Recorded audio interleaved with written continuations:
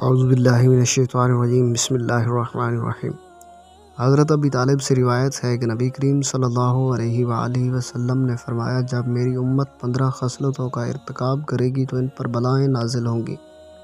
پوچھا گیا، یا رسول اللہ صلی اللہ علیہ وآلہ وسلم وہ کون سے افعال ہوں گے؟ فرمایا، جب مال و غنیمت کو اپنی دولت سمجھا جائے گا اور زکوٰۃ کو توان سمجھا جائے گا، اور آدمی اپنی بیوی کی اطاعت کرے گا اور اپنی ماں کی نافرمانی کرے گا، اور اپنے دوست کے ساتھ احسان کرے گا اور اپنے باپ کے ساتھ بے وفائی کرے گا، اور مساجد میں آوازیں بلند کی جائیں گی، اور قوم کا سب سے بڑا ذلیل قوم کا حاکم ہوگا، اور آدمی کا ادب و احترام اس کے شر سے بچنے کے لیے کیا جائے گا، اور شراب پی جائے گی، کثرت سے مرد ریشم پہنیں گے، اور گانے والیاں اور گانے بجانے کے آلات بنا لیے جائیں گے، اور اس امت کے بعد کا طبقہ پہلے لوگوں پر لعنت کرے گا۔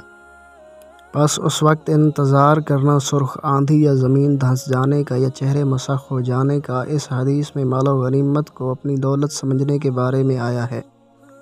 اس سے مجاہدین کو بہت ہوشیار رہنا چاہیے۔ مال و غنیمت میں امیر کی اجازت کے بغیر کوئی تصرف نہیں کرنا چاہیے۔ ابلیس انسان کو اس کی نفسیات کے اعتبار سے ہی گمراہ کرنا چاہتا ہے، اس بارے میں اللہ کی راہ میں جہاد کرنے والے کو بہت احتیاط سے کام لینا ہوگا، بلکہ بیت المال میں بھی بغیر اجازت کے کوئی دست درازی نہیں کرنی چاہیے۔ اسی طرح مجاہدین شیطان کے دھوکہ سے بچ کر اپنا جہاد مقبول بنا سکتے ہیں، ورنہ کتنے لوگ برسہ برس تک جہاد کرتے رہتے ہیں لیکن تھوڑی سی مالی خیانت کی وجہ سے اپنا جہاد خراب کر بیٹھتے ہیں۔ اس لیے اس راستے کی نزاکتوں کو ہر مسلمان کو سمجھنا چاہیے۔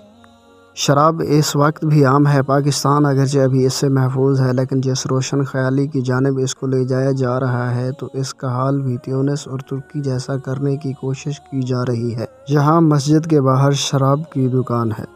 اگر آپ کو ہماری ویڈیو اچھی لگے تو ہمارے چینل کو سبسکرائب کیجیے اور ساتھ میں دیے گئے بیل آئیکن کو بھی پریس کیجیے تاکہ ہر نئی آنے والی نوٹیفیکیشن آپ تک بر وقت پہنچتی رہے۔ شکریہ۔